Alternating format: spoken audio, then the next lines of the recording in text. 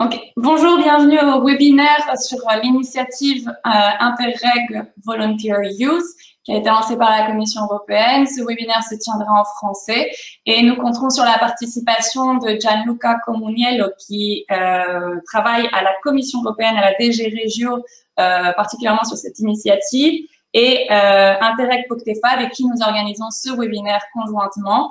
Donc, vous aurez les interventions de Paola Lloret, qui est la responsable de communication, et Sophie Royer, qui est la volontaire Interreg Poctefa. Du côté du Sudoé, je ferai une petite présentation sur le Sudoé comme responsable de communication, et notre volontaire ici, Claudia Coulson, vous parlera de ses expériences. Au cours de ce webinaire, ce que nous aimerions, c'est vous donner quelques éléments pour que vous compreniez ce qu'est l'initiative Interreg Volunteer Youth en tant que jeune qui veut participer, qui veut devenir un volontaire Interreg, mais aussi en tant que projet Interreg qui aimerait recevoir un volontaire au sein de son institution. Donc, nous allons commencer. Je vais laisser la parole à notre collègue Gianluca Comunello pour qu'il vous explique l'intérêt du point de vue de l'initiative du point de vue de la Commission, pardon. Après l'intervention de Gianluca, en raison d'autres engagements, ce dernier va devoir nous laisser un tout petit peu plus tôt. Donc, vous aurez la possibilité de poser vos questions à Gianluca sur son intervention. Pour ce fait, ce que vous devez faire, c'est vous avez un icône, je crois, à côté de votre nom sur l'application du webinaire qui est une forme de main. Donc, vous devez cliquer dessus pour qu'on puisse vous donner la parole. Pour les plus timides, vous avez toujours l'occasion de nous laisser un message sur le chat avec votre question et nous tâcherons d'y répondre le mieux qu'on peut. Si vous le préférez, voir tout le webinaire et poser vos questions par la suite, n'hésitez pas car il y aura un autre tour de questions-réponses à la fin. Voilà, je laisse la parole à notre collègue Gianluca. Merci.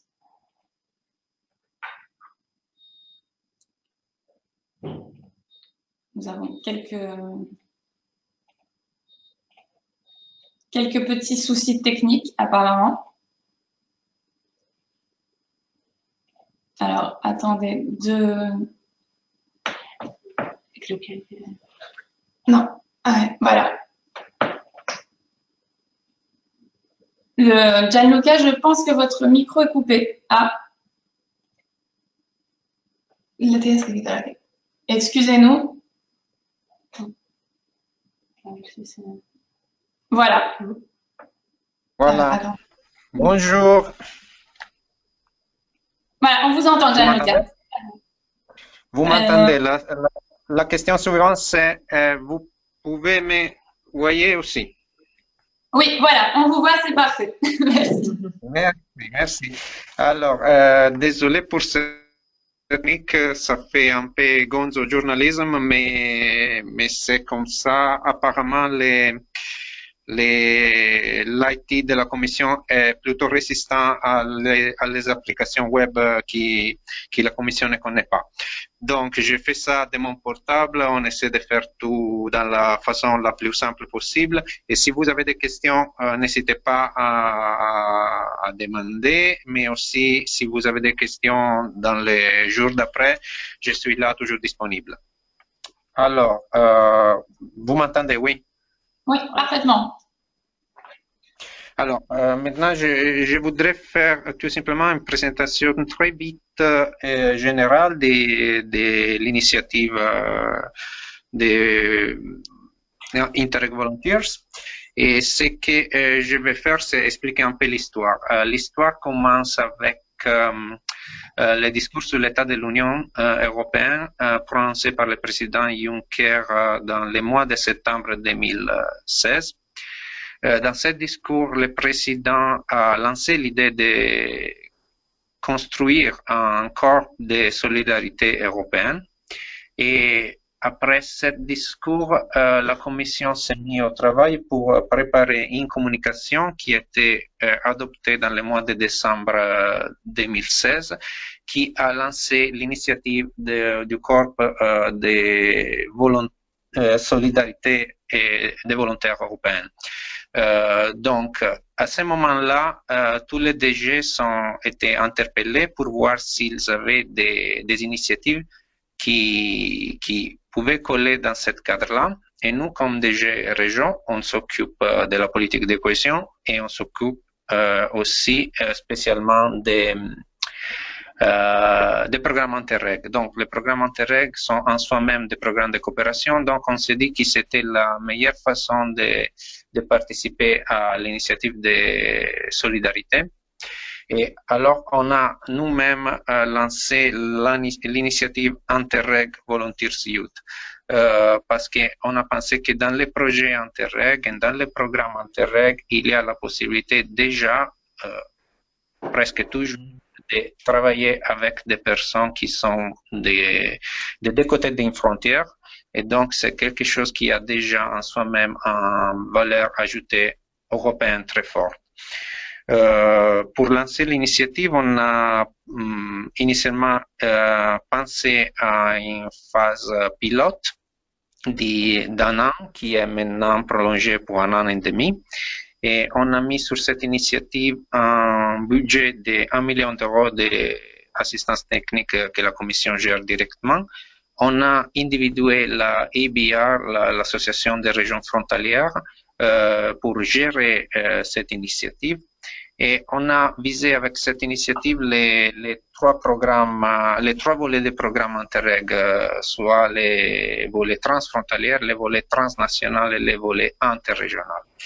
Qu'est-ce qu'on fait avec cette initiative? La première étape, c'est pour les jeunes âgés entre 18 et 30 ans de s'inscrire sur le portail de European Solidarity Corps. Une fois inscrits sur ce portail-là, les jeunes sont éligibles pour participer à toutes les initiatives qui sont dans le cadre de European Solidarity Corps et donc aussi l'Interreg Volunteers. Avec l'argent qu'on a mis à disposition, qu'est-ce qu'on finance? On finance des projets de volontariat et on finance les dépenses que les jeunes volontaires peuvent rencontrer dans son période de volontariat près d'un programme ou d'un projet Interreg. Donc, on couvre basiquement la nourriture, on couvre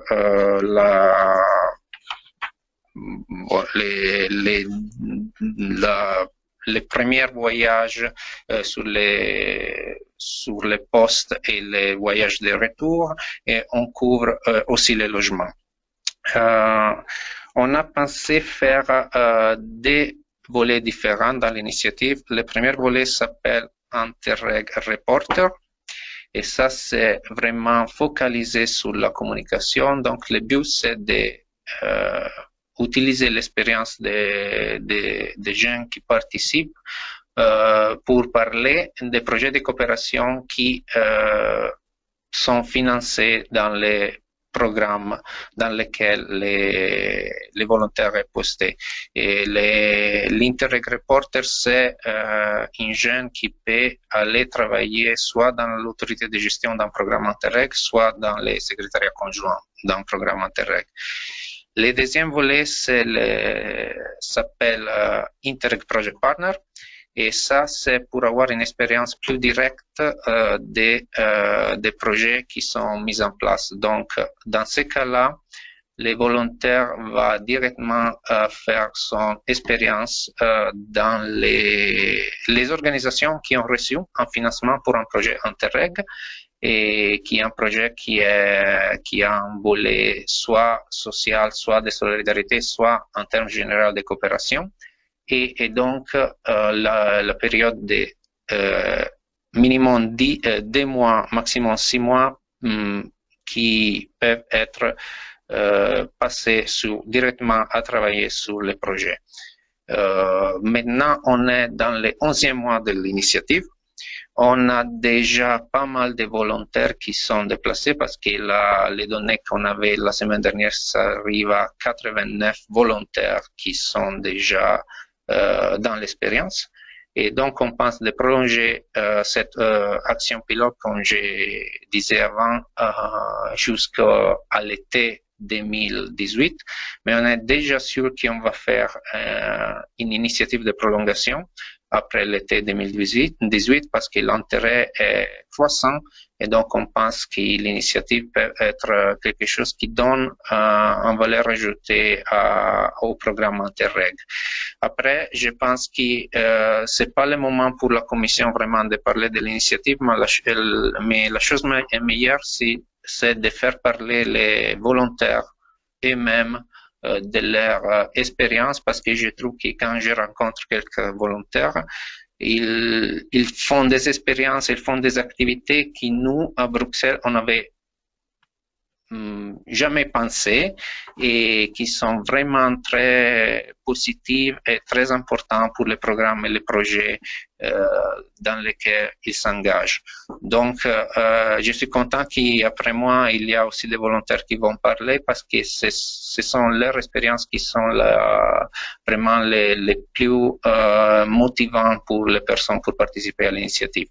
Je tiens à vous donner notre plus grand merci pour votre participation, parce qu'on sait que vous êtes occupés, que les moyens techniques n'étaient pas forcément très faciles pour votre participation ici. Et je pense que votre point de vue a été très utile pour les participants qui sont intéressés par l'initiative.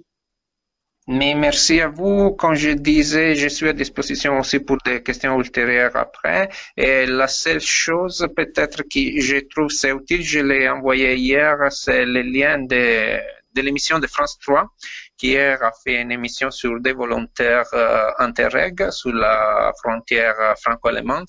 Et je pense qu'il y a aussi beaucoup d'inspiration pour des autres projets, des autres jeunes qui veulent participer. Donc, ma suggestion, c'est de la partager avec tous les côtés français et aussi espagnols de votre programme, parce que je trouve que ce sont des expériences très intéressantes. Oui, tout à fait. On aura de toute façon, ce webinaire sera transmis au travers de notre site internet. Donc, on pourra inclure aussi ce lien vers cette émission de France 3 que vous nous avez conseillé et qui est fortement utile. Merci beaucoup, Gianluca. On vous libère. Donc. Bonne continuation. Merci à vous aussi. Au revoir. Donc, nous reprenons. Voilà. Excusez-nous.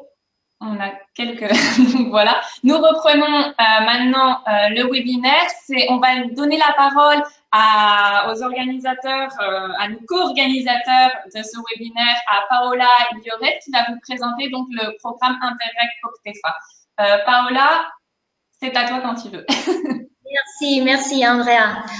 Bonjour à tous. Et comme Andrea vient de le dire, je suis la responsable des communications du programme Interreg POCTEFA. POCTEFA, qui est un nom peut-être un peu étrange, hein, ce sont des sigles qui veulent dire Programme opérationnel de coopération territoriale Espagne-France Andorre, donc assez descriptif.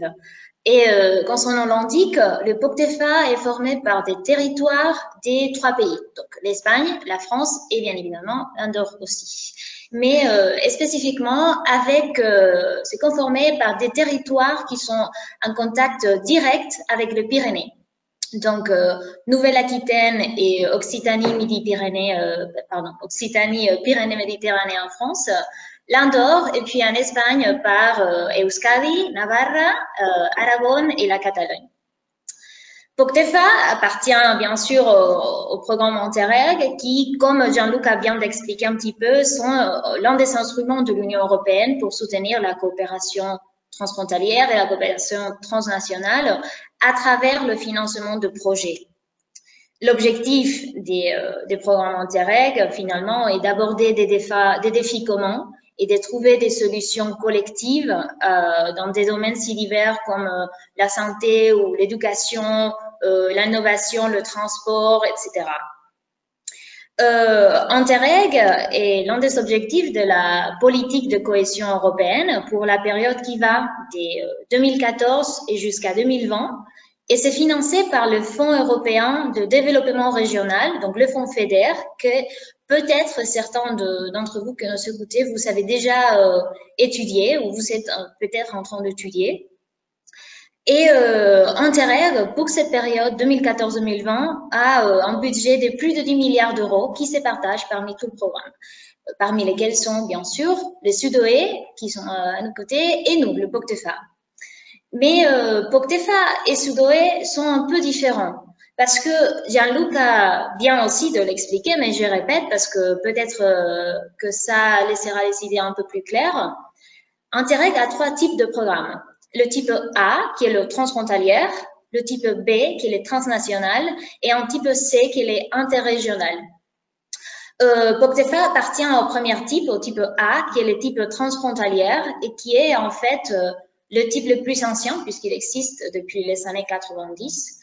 Et en fait, à titre informatif, je peux vous dire que nous sommes maintenant dans la 5e génération de projets Interreg. Dans les régions frontalières comme le Pyrénées, dans laquelle nous sommes maintenant, la vie est parfois un peu plus compliquée. Et faire des choses comme traverser la frontière pour aller travailler ou pour recevoir de l'attention sanitaire a, même aujourd'hui, même avec notre Union européenne, une certaine complexité. Donc, dès les programmes Interreg de type A, des types transfrontalières et donc dès les programmes Interreg POCTEFA, nous travaillons pour qu'il y ait de moins en moins d'obstacles de ce type. Donc, comment est-ce qu'on le fait? POCTEFA prend en compte quels sont les grands défis de la région des Pyrénées. Donc, par exemple, le vieillissement de la population, les effets du changement climatique, les difficultés dérivées de l'utilisation de diverses langues, le français et l'espagnol bien sûr, mais pas seulement, il y a le catalan, le basque, l'occitan, etc. Et aussi aux difficultés des mobilités et des transports qui sont liées au propre accident géographique, à la propre barrière physique qui sont les montagnes de Pyrénées. Donc, pour aborder ces défis, pour faire cela, le POCTEFA cofinance des projets de coopération transfrontalière qui sont gérés par des acteurs aux deux côtés des Pyrénées. Et je viens de vous nommer quelques défis notre région doit aborder. Et pour assurer que les projets que nous cofinançons abordent ces problématiques, nous avons 5 axes prioritaires. Chaque programme Interreg a un certain nombre d'axes prioritaires. Et les nôtres sont la première, dynamiser l'innovation et la compétitivité. La deuxième, promouvoir l'adaptation au changement climatique et la prévention et la gestion des risques associés. Le troisième axe, promouvoir la protection, la valorisation et l'utilisation durable des ressources locales. La quatrième, favoriser la mobilité des biens et personnes. Et la cinquième, renforcer les compétences et l'inclusion dans le territoire. Donc, dans la période 2014-2020, le POCTEFA a déjà lancé 2 appels à projets dans les cadres desquels nous avons programmé 142 millions d'euros de fonds FEDER, de Fonds européens de développement régional que je viens juste de mentionner. Et il nous reste encore un 3e appel qui sera le dernier pour cette période avec lequel la période 2014-2020 pour le POCTEFA finira. Et bon, j'ai essayé d'être brève. Avec ceci, je finis et je laisse la parole à Andrea Rodriguez qui vous expliquera un petit peu plus sur son programme, l'Interreg Sudoé. Merci. Donc, merci beaucoup, Paola. Pour ma part, moi, je vais vous présenter très brièvement le programme Interreg Sudoé, Sudoé qui est l'acronyme de Sud-Ouest, Sud-Ouest européen. Et j'imagine que bon, la plupart des participants savent déjà ce qu'est le Sudoé, mais bon, pour peut-être les plus jeunes et ceux qui ne sont pas trop dans le monde de l'Interreg, bah, c'est peut-être une découverte. Donc, très brièvement, nous, à différence du POCTEFA, on est un programme de coopération transnationale. Donc, nous, on finance des projets qui sont basés sur des partenariats entre entités qui peuvent être publiques ou privées, des territoires sur lesquels s'applique notre programme, c'est-à-dire le sud-ouest français, donc la Nouvelle-Aquitaine, l'Occitanie, l'Auvergne, l'Espagne, toutes les communautés autonomes, le Portugal continental, pas les îles, et nous avons aussi la particularité d'avoir comme État membre Andorre, la principauté d'Andorre, excusez-moi, et le Royaume-Uni avec Gibraltar. Donc, notre programme, comme je vous le disais, nous finançons des projets qui ont la particularité de compter sur un partenariat qui regroupe des entités de ces différents États membres. Pour le financement des projets, en fait, quand le plan opératif du programme a été créé, les personnes qui ont créé ce plan opératif ont fixé, si vous voulez, se sont focalisées sur des problématiques communes à ces territoires. Donc, 5 priorités ont été identifiées. La première, l'innovation et la recherche. La seconde, les PME et la compétitivité. La troisième, l'économie faible en carbone. La quatrième, le changement climatique, et la cinquième, l'efficacité des ressources et l'environnement. Dans tout ça, on regroupe aussi tout ce qui est gestion du patrimoine culturel, gestion du patrimoine naturel. Nous sommes un programme donc, qui a débuté dans les années 2000. C'est la 3e période de programmation de l'Interreg Sudoe. Les axes prioritaires que l'on finance ont évolué en fonction aussi des besoins du territoire et des secteurs. Et maintenant, nous sommes donc dans la 3e période de programmation jusqu'en 2020 avec un budget de 141 millions d'euros pour toute la durée. Pour le moment, nous avons eu 2 appels d'offres. Le deuxième est en train de se clôturer maintenant. On espère avoir les résultats au cours du premier trimestre 2018. Et nous allons lancer notre 3e appel d'offres bientôt.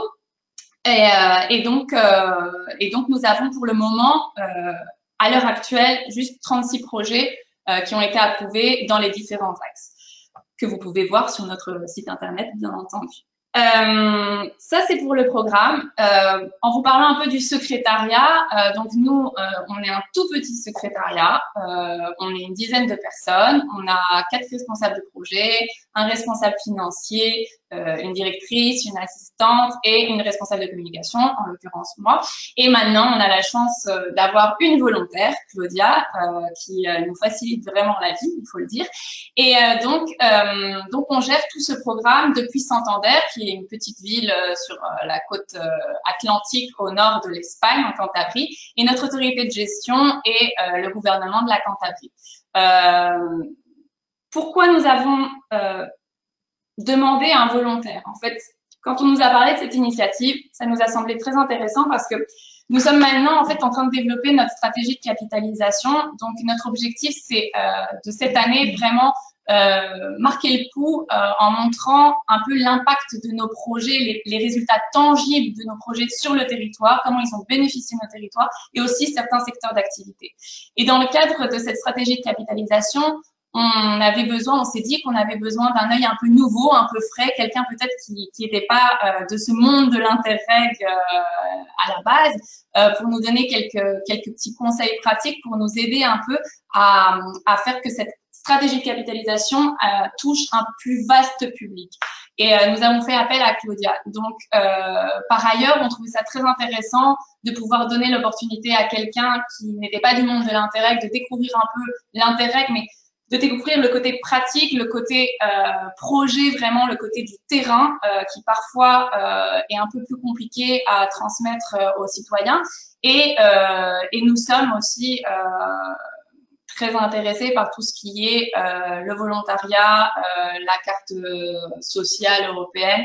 Donc, c'était quelque chose qui nous tenait particulièrement à cœur. Je pense que pour le moment, en ce qui me concerne, c'est tout ce que j'ai à dire. Je ne vais pas continuer sur tout ça. Pour plus d'informations, de toute façon, sur le programme Interreg Sudoe, vous pouvez toujours consulter notre site internet. Et de toute façon, bon, bien entendu, je répondrai à vos questions à la fin si vous en avez. Je vais laisser maintenant la parole à Sophie, qui est la volontaire d'Interreg POCTEFA et qui va partager avec vous son expérience. Voilà, merci. Alors, bonjour à tous, je m'appelle Sophie Royer, j'ai 23 ans et je suis la volontaire IVI dans le programme Interreg POCTEFA à Jaca. Alors moi, l'initiative IVI Interreg Volunteer Youth, j'en ai entendu parler dans un autre stage que j'ai fait au Conseil de l'Europe, grâce à une amie à moi qui avait connaissance de ce projet et qui savait que je voulais avoir plus d'expérience dans la coopération européenne et plus précisément dans la coopération transfrontalière. Du coup, dès que j'ai pris connaissance de cette initiative, j'ai voulu y participer parce que ça m'a semblé très intéressant pour les valeurs de solidarité européenne que celle-ci véhicule. Alors, pour participer, comme l'a dit Gianluca avant, je me suis inscrite sur la page European Solidarity Corps. Donc, il fallait mettre son CV en ligne et expliquer un peu nos motivations, pourquoi on voulait faire participer à l'aventure, entre guillemets, Interreg. Et voilà. Et ce qui était bien aussi, c'est qu'on devait dire les langues qu'on parlait. Donc, on voyait un petit peu notre profil et il y avait les organisations qui pouvaient nous correspondre, qui allaient nous contacter. Donc, j'ai eu de la chance parce que peu de temps après avoir mis mon CV en ligne, il y a le programme Interreg POCTEFA de Jaca, donc en Espagne, qui m'a contacté. Et bon, c'était un entretien téléphonique comme on en a pour les stages, où il fallait un peu expliquer nos motivations, un peu, bon, parler pour ma part en espagnol, pour évaluer un petit peu notre niveau de langue. Et ce qui était très bien aussi dans cet entretien téléphonique, c'est que la personne avec qui j'ai parlé, qui était Christina Igua, la responsable de communication, elle m'a expliqué exactement le travail que j'allais faire si j'avais l'opportunité de faire mon volontariat IVI dans ce programme. Donc en fait, c'était très bien parce qu'on était déjà cadrés et quand j'ai eu la chance d'arriver à Jaca, j'ai pas eu de mauvaise surprise. Je savais déjà ce que j'allais faire. Et une autre chose qui était aussi très bien, c'est que j'ai eu une réponse rapidement. On nous laisse pas dans une attente parce que parfois c'est vrai que quand on cherche un stage ou un travail, on est toujours un peu embêté parce que on attend une réponse qui n'arrive pas forcément. Alors que là, vraiment, très rapidement, on a une réponse. Donc ça, je tiens vraiment à le souligner parce que c'est vraiment très bien et malheureusement, ça n'arrive pas tout le temps. Alors, moi, à l'université, j'avais étudié le programme Interreg en général, parce qu'après, ce programme, ben, en fonction des territoires, il se spécialise un peu parce qu'il y a des thématiques différentes selon le programme, selon le territoire, pardon. Et ben moi, le programme Interreg, je voulais vraiment travailler dedans parce que c'est un programme qui me plaît pour l'idée de solidarité qu'il véhicule, de coopération, l'idée que quand on travaille ensemble, entre différentes régions, différents pays, on va beaucoup plus loin, que les projets sont beaucoup plus efficaces parce qu'ils vont sur beaucoup plus de territoires et du coup, la solidarité est beaucoup plus forte. Ce que j'ai aimé aussi dans le programme Interreg POCTEFA de Jaca, c'est des thématiques qui s'adaptent par exemple aux Pyrénées, c'est-à-dire s'adapter au changement climatique, utiliser les ressources locales de façon responsable, raisonnée, mais aussi rendre la vie des Européens plus intéressant grâce à la mobilité.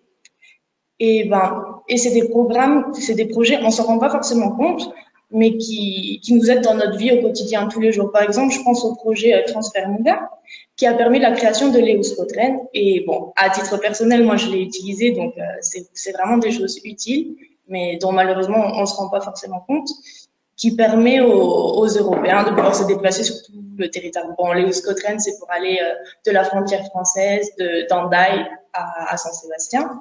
Et c'est des projets, avec des prix défiant toute concurrence. C'est vraiment des choses qui rendent la vie beaucoup plus intéressante et beaucoup plus simple.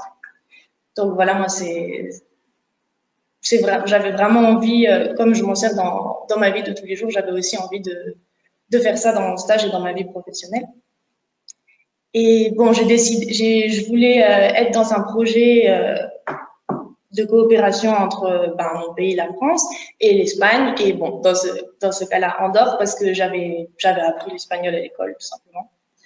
Voilà. Et donc, quand je suis arrivée à Jaca, même si c'est une ville assez petite, de 13 000 habitants, c'est une ville vraiment très agréable. Il y a beaucoup de choses à faire. Donc, dès que je suis arrivée, je me suis vraiment sentie bien. Ce qui fait que, bon, parfois, quand on va dans un autre pays, on peut avoir un peu peur de se sentir seul, mais vraiment, au niveau personnel, j'ai eu aucune difficulté. J'ai tout de suite rencontré des gens sympathiques. Il y a vraiment eu aucun souci. Au niveau professionnel, le plus difficile pour moi, ça a été la langue, parce que il y a quand même une petite barrière au début, et de comprendre le fonctionnement du programme, parce que c'est quand même des programmes assez spécifiques. Mais après, comme on est dans le pays, comme on utilise cette langue, le problème linguistique se résout assez facilement.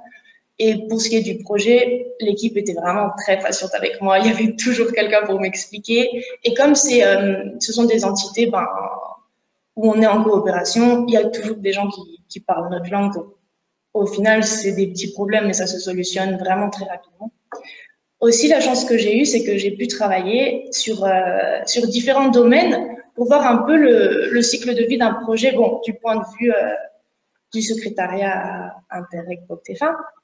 Donc, par exemple, j'ai pu faire de l'assistance à de la gestion de projet. Et ce qui était très intéressant, c'était de visiter les projets parce qu'on voyait vraiment le résultat des subventions. Pourquoi on traitait ces dossiers? Donc, voir les choses concrètement, c'était vraiment bien et ça donnait vraiment du sens à notre travail. Alors moi, par exemple, j'ai eu la chance de visiter le projet Jacob Access qui permet un accès à la culture. Bon, dans ce cas spécifique, c'est sur le chemin de Saint-Jacques-de-Compostelle, qui permet un accès à toutes les personnes, à tout le monde, aux personnes qui sont aussi en situation de handicap, de pouvoir profiter de cet événement culturel vraiment intéressant, vraiment important.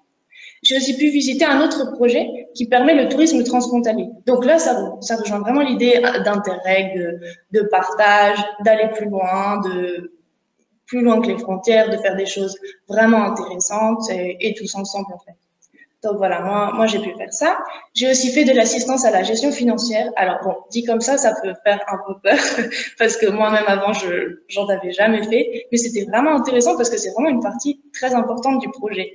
Donc c'était vraiment bien d'apprendre et je sais que ça va aussi me servir pour l'avenir.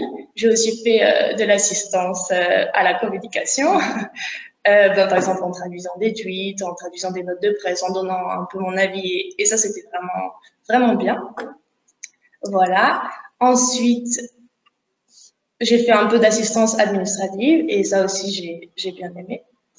Et en fait, cette expérience, comme j'ai vu un petit peu les domaines différents, je me suis pas ennuyée parce qu'on faisait toujours un travail différent, et ça, c'était vraiment agréable. Et ça m'a vraiment confortée. Bon, de mon point de vue, ça m'a vraiment confortée dans le fait que je voulais travailler dans la gestion de projets européens. Donc voilà, pour moi, l'initiative IVI, c'est vraiment quelque chose que je recommande à titre personnel et professionnel. Parce que d'abord, à titre personnel, je pense que c'est vraiment important de sortir bon, c'est des choses que tout le monde dit, mais je pense vraiment que c'est vrai parce que moi, je l'ai vécu comme ça, de sortir un peu de sa zone de confort, d'en apprendre plus, de parler une autre langue, de rencontrer des gens différents, de travailler avec plusieurs nationalités. Je pense que c'est vraiment des choses qui nous serviront à l'avenir. Personnellement, ça nous enrichit énormément. Et aussi professionnellement, parce ça développe notre capacité d'adaptation. Et voilà, notre capacité d'adaptation. Et voilà, donc c'est vraiment quelque chose que je recommande. Et ce qui est bien aussi avec le programme IVI, parce que parfois quand on parle de volontariat, on se dit oh là là, est-ce qu'on va être payé? Et il faut dire ce qui est pour nous, c'est important à un moment qu'on a envie de rentrer dans la vie active et d'être un peu indépendant. Donc cette initiative, elle couvre vraiment tous les coûts nécessaires. Et voilà, c'est vraiment quelque chose que je recommande, quelque chose de très intéressant, qui est un tremplin pour la vie personnelle, mais aussi pour la vie professionnelle. Donc voilà, je voulais vous dire de ne pas hésiter à le faire et que vous n'allez vraiment pas le regretter. Et je me permets, si vous avez des questions pour Sophie, je pense que Sophie et bien entendu Claudia aussi pourront vous répondre aux questions plus pratiques et plus importantes à la fin pour demander ces volontariats. Voilà. Maintenant, je vais passer la parole à Claudia et je vous remercie de votre attention. Bonjour à tous et à toutes. Moi, je suis Claudia et je suis italienne et je suis volontaire Interreg reporter au sein du secrétariat du Sud-Ouest, comme Andrea l'a expliqué.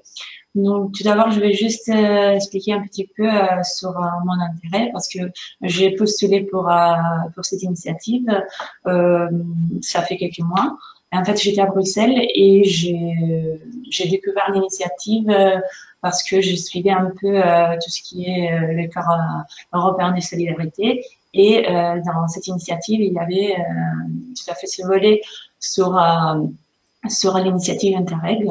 Donc, j'ai contacté directement l'association des régions européennes frontalières qui gère tous les programmes. Et voilà, j'expliquais un peu pourquoi j'étais intéressée sur cette thématique de coopération territoriale en général. Et ils m'ont mis en contact directement avec le secrétariat et la responsable, la directrice du secrétariat et le responsable de l'autorité de gestion, et avec qui j'ai eu un entretien, disons, téléphone, bah, c'était pas téléphone, c'était avec le même outil qu'on est en train d'utiliser maintenant, un GoToWebinar. Et là, ils m'ont vraiment expliqué l'idée qu'ils avaient d'avoir un volontaire qui travaillait surtout sur la capitalisation. Et pour capitalisation, pour ceux qui ne connaissent pas le mot, comme c'est très utilisé au milieu d'Interreg, mais pas trop dehors. Donc, la capitalisation, c'est à voir avec les résultats. Et donc, dans ces contextes de maintenant, où la politique de cohésion, qui est à la base, disons, du programme, est très questionnée, vraiment le responsable du programme ont l'intention d'avoir un volontaire qui montrait un peu vraiment la réalisation du programme et ce qui signifie pour les citoyens. Et ça m'a beaucoup intéressée, en fait. Donc voilà, comme Sophie le disait, j'ai eu aussi une réponse assez vite et m'ont proposé de travailler surtout sur ça. Et donc, au sein du secrétariat, jusqu'à maintenant, j'ai vraiment travaillé en me focalisant surtout sur ces thématiques-là et sur un plan d'action pour valoriser, disons, la réalisation des projets, justement. Et je travaille surtout, pour l'instant, j'ai eu l'occasion, disons, de découvrir un peu les projets passés, donc des 2 dernières programmation à partir de 2000 et là on est en train de préparer, on va bientôt lancer, j'espère, une enquête sur vraiment l'impact des projets dans ces dernières années. Et cette enquête nous permettra vraiment de découvrir où on est avec le programme en général et vraiment de voir ce qui a apporté aux citoyens. Et à partir de ça, après, on va organiser aussi un événement. Je soutiens toujours la responsable de communication, Andrea, pour tout type d'activité liée à la communication et à la capitalisation. Et on est en train d'organiser cet événement à Bruxelles l'année prochaine, cette année. Il s'agit vraiment d'un événement qui peut montrer ce qu'on a fait jusqu'à maintenant. Et voilà, par ça, j'appuie aussi d'autres activités de communication, tout ce qui est la gestion de réseaux sociaux et la gestion en général d'activités de production de matériel de communication. Et puis, j'ai eu surtout l'opportunité de participer à des différents événements. Et il y en a eu un le mois de novembre sur la capitalisation, en fait. Et puis, je participe aussi à toutes les réunions au niveau interne du secrétariat. Et ce qui est très intéressant parce que je vois vraiment comment ça marche le programme, le fonctionnement entre les différents acteurs qui sont impliqués dans le programme. Et je trouve que ça, au niveau technique, c'est très intéressant, mais je veux dire que surtout, c'est derrière les projets et les programmes, il y a des personnes qui ont vraiment un esprit très fort de coopération et c'est ça que j'apprécie le plus du programme en général et bon, je pense que c'est un peu en ligne avec l'idée de volontariat Interreg, de promouvoir ce type d'esprit, voilà, de la coopération au-delà des frontières. Donc, je vous recommande aussi de jeter un coup d'œil sur tout ce qui est Volunteer Youth et l'initiative en général, et de prendre contact avec voilà, l'organisation qui gère tout ça, l'organisation des régions frontalières, et aussi de vous intéresser un peu pour ce qui se passe au niveau d'Interreg, pour découvrir plus de ça. Je vais juste me permettre un petit commentaire, peut-être qui pourrait intéresser, enfin une valorisation qui pourrait intéresser peut-être les porteurs de projets intéressés à accueillir un volontaire Interreg. Quand on a fait la sélection des volontaires, il faut dire que la qualité des CV et la motivation et le dynamisme de ces volontaires nous a particulièrement bluffé parce qu'ils sont vraiment doués et ils sont très très dynamiques et ils sont intéressés à vraiment contribuer, à aider. Et ça, on a particulièrement apprécié. Et d'un autre point de vue, un peu plus administratif, j'en profite aussi un peu pour saluer justement le travail de l'association of European Regions Border, basée à Berlin, qui vraiment nous a aidés, a été très rapide pour nous passer tout ce qui était les volontaires qui étaient intéressés par notre programme ou qui pouvaient être de notre intérêt par rapport aux tâches que nous avions pensées pour nos volontaires. Car quand on candidate pour accueillir un volontaire, on doit remplir une fiche dans laquelle on explique ce qu'on recherche, les qualités qu'on recherche chez ce volontaire, qu'on transmet à l'association. Et cette association fait un peu ce tri, entre guillemets, si vous me permettez l'expression, parmi les jeunes qui se sont portés candidats. Donc, de mon point de vue, et je pense que sûrement du point de vue d'Interreg POCTEFA, on vous le recommande vivement. C'est vraiment, ce sont des gens vraiment exceptionnels. Voilà.